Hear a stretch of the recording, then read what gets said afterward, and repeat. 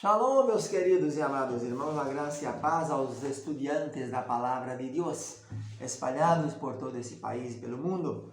Aqui de Lajinha, professor Ilmar, falando ao vivo do Centro de Cultura Bíblica Bereshit, que tem essa logomarca aqui do Candelabro, fundado em 1992 e está nessa região aqui, zona da Mata Mineira, sul capixaba, disseminando, difundindo a cultura bíblica. Temos cursos de teologia nos níveis básico, intermediário e bacharelado, todos cursos livres, e também temos cursos outros como mestrados, doutorado, xilologia, que é Cantares, Gemátria, e etiologia, que são o estudo da cultura dos povos das épocas. Aqui falamos hoje sobre o livro 4 do curso básico, matéria Cristologia, Christos, ungido, Messias. Jesus Cristo, membro da Trindade, Deus e homem, as duas naturezas de Jesus. E agora, na aula passada, falamos sobre a expiação, o significado, as importâncias da expiação, no sentido da propiciação, no sentido da substituição, no sentido da reconciliação, né?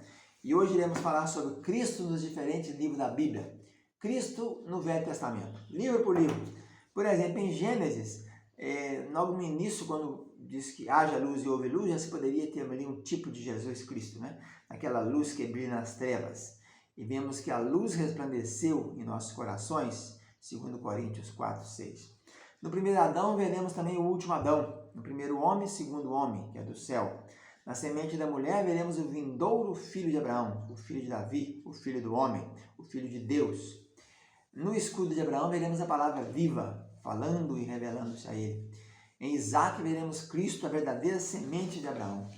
Em José, em quem se fez essa pergunta, deveras reinarás tu sobre nós? Nós encontramos então a mesma pergunta para Jesus também, né?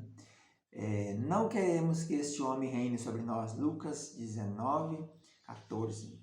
No sofrimento de José, também o sofrimento de Jesus, né? No Êxodo encontramos o sofrimento e a glória de Moisés. Como em Gênesis, temos em José uma tipologia de Jesus, Moisés também teria essa tipologia. Deveras reinarás tu, pois, sobre nós? Ou deveras terás tu domínio sobre nós? Em Gênesis 37, 8. O sofrimento de Moisés começaram com sua rejeição. E a pergunta feita por um dos varões hebreus que contendia: quem tem posto por ti por governante ou juiz sobre nós? Êxodo 2, 14. Em tudo isso temos a rejeição de Cristo por uma pergunta similar. Mas os seus concidadãos odiavam e mandaram por ele embaixadores dizendo: não queremos que tu reines sobre nós. Lucas 19, 14. Então está aí. Desde cedo em Gênesis e Êxodo temos o grande assunto dos sofrimentos da glória de Cristo, mais que pré-anunciado. Êxodo também fala de Cristo como verdadeiro Cordeiro Pascal, como verdadeiro sacerdote e o verdadeiro tabernáculo que o Senhor erigiu e não os homens. Em Levítico temos as ofertas, né? Mostrando a visão quádrupla da morte de Cristo. As ofertas pelos pecados, pelas transgressões, sendo reconhecidas como uma só. E os evangelhos nos dão a visão quádrupla da sua vida, né? Mateus, Marcos, Lucas e João. Mateus apresenta como rei, Marcos como o servo, Lucas como o filho do homem e João como ave. Em Números pronuncia que o filho do homem vem para ser exaltado, conforme diz lá em João: a rocha, o maná que os alimentou, a futura estrela que surgiria de Jacó. Em Deuteronômio revela o vindouro profeta como tu, Moisés, e a rocha o refúgio do seu povo. Em Josué conta sobre o capitão do exército do Senhor, que triunfará sobre seus adversários, enquanto a corda escarlate de Raabe conta seus sofrimentos, e precioso sangue será derramado e preservará seu povo no dia da sua guerra. Juízes fala sobre o anjo da aliança, cujo nome é secreto, isto é maravilhoso.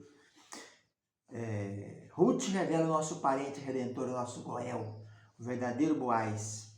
Samuel revela os sofrimentos e a rejeição de Davi, que se tornou um salvador e um capitão dos seus seguidores, prenunciando o filho de Davi e o senhor de Davi, a raiz da descendência de Davi. Em Reis temos a glória que se seguiria, maior que Salomão, o maior que o templo, onde tudo fala da sua glória. Em Crônicas, revela o Cristo como filho do rei, resgatado dentre os mortos, oculto na casa de Deus, para ser manifesto no tempo devido, como Jeová havia dito. Em Esdras, fala de um prego no lugar seguro, que de acordo com Isaías é a palavra usada referindo-se a Eliaquim, que tipifica Cristo. Neemias fala-nos do pão do céu, a água a sair da rocha, que em outro lugar são usados como típicos de Cristo. Em Esther vê-se a semente preservada na plenitude dos tempos, nasceria o mundo. Seu nome está lá embora oculto, mas na sua vontade e poder são manifestos, vencendo todos os inimigos, a despeito da lei inalterável dos medos e dos persas. Jó o revela como seu protetor, como seu redentor, que virá novamente à terra. Nos salmos estão cheios de Cristo. Vemos sua humilhação, sofrimentos e morte, sua ressurreição, sua unção como profeta com lábios cheios de graça, como sacerdote pela ordem de Melquisedeque, como rei entronizado sobre nós, seu reino estabelecido na terra. Provérbios ele é a sabedoria de Deus, o caminho e a luz do seu povo, a segurança que defende o seu povo enquanto são estrangeiros, a torre forte para onde o reto corre e é salvo, o amigo que ama em todo o tempo, o irmão nascido para a diversidade. Eclesiastes fala de um homem entre mil achei eu, no meio de tudo que é vaidade e vergonha de espírito. No Cântico dos Cânticos, revela-nos como verdadeiro e fiel pastor, amante e noivo da noiva, o qual permaneceu constante para ele, a despeito de toda a realeza e as grandezas e as grosseiras lisonjas de Salomão. Em Isaías está cheio de sofrimentos e glória de Cristo. Ele é o desprezado e rejeitado pelos homens, um homem de dores, formado em pesares, ferido por nossas transgressões, oprimido, afligido e trazido como cordeiro ao matadouro, cortado da terra dos viventes. E ainda a glória o seguirá. Ele verá o trabalho de sua alma e ficará satisfeito. Ele será a luz do seu povo, Deus forte, o poço da salvação, o rei que reinará em retidão, o ramo de Jeová belo e glorioso. Em Jeremias, o Jeová nossa justiça, o Tsidekenu, do ramo justo, o rei que reinará e prosperará. Em Ezequiel, o verdadeiro pastor, o príncipe, a planta da renome, o Jeová Chamá, ele está ali.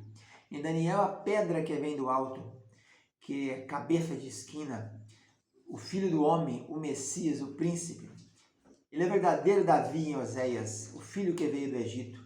Em Joel, Deus habitando em Sião. Em Amós, o edificador do tabernáculo de Davi. Em Obadias, o libertador do monte Sião. Em Jonas, o sinal da ressurreição de Cristo. Em Miqueias, o que rompe, o rei, o Senhor. Em Naum, o baluarte nos problemas, a torre forte. Em Abacuque, alegria e confiança. Em Sofonias, o poderoso Deus no meio de Sião. Em Ageu, o desejado de todas as nações. Em Zacarias, o pastor ferido, o homem, o companheiro de Javé, o descendente do servo de Javé, o homem cujo nome é descendente. Em Malaquias, a potassa dos lavandeiros, o mensageiro da aliança, o sol da justiça. Assim, a palavra de Deus tem um só e grande assunto. Esse grande assunto que percorre toda a Bíblia é Cristo e tudo mais que tem relação com Ele. Ele é o início e o fim das Escrituras, como de tudo que está em torno dele. Portanto, a palavra de Deus, no seu fim, mostra como o começo opera todas as coisas, até o pleno êxodo, de modo que aquilo que somos apresentados em Gênesis é completado em Apocalipse. Apocalipse é o complemento, é o cumprimento profético de Gênesis. A primeira rebelião de Satanás ocorre entre o primeiro e o segundo versículos do primeiro capítulo. E a rebelião final é vista em Apocalipse. Sua condenação é pronunciada em Gênesis, cumprida em Apocalipse. Temos a criação primal, o mundo como era então, em Gênesis, os céus e a terra como são agora, e os novos céus e a nova terra em Apocalipse. Temos noite em Gênesis 1:1, e vemos nenhuma noite haverá ali em Apocalipse 22:5. Temos o mar em Gênesis 1:10, e o mar não mais existe em Apocalipse 21:1. O sol e a lua em Gênesis 1:16-17, e não é mais necessário o sol e a lua, porque Cristo é a sua luz, a sua lâmpada, em Apocalipse 21:23 e 22:5. Temos a introdução do arrependimento e o sofrimento e a morte em Gênesis 3:16-17, e não mais morte, nem arrependimento, nem choro, em Apocalipse 21:4. Temos a maldição pronunciada em Gênesis 3:17, e não haverá mais maldição em Apocalipse 22:3. A expulsão do paraíso e a árvore da vida em Gênesis 3:22-24, e o bem-vindo de volta e o direito a ele em Apocalipse 22:2. Assim temos em toda a palavra de Deus, em todos os quadros, do início ao fim, Cristo em toda os 31.102 versículos da palavra de Deus. Fica na paz, tchau, tchau.